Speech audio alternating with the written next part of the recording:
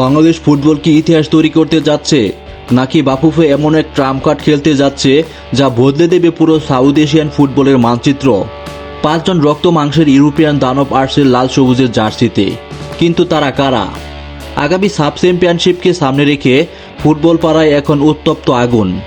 বাফুফে কোনো সাধারণ দল গড়ছে না, তারা নামাতে যাচ্ছে এক অ্যাডভেঞ্চার স্কোয়াড, যার প্রথম ধাক্কা ফারহান আলী ওয়াহিদ।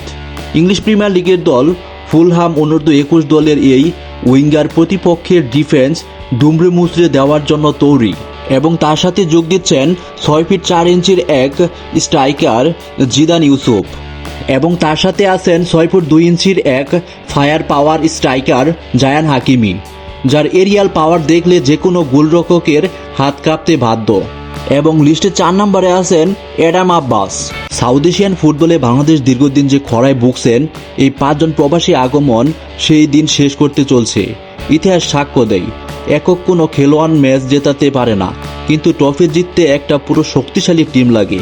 হামজা, ফারহান আর এই গোপন প্রবাসী মিলে যদি এক হয়ে যায়, তবে এবার সাব ট্রফি কি ঢাকায় আসছেন?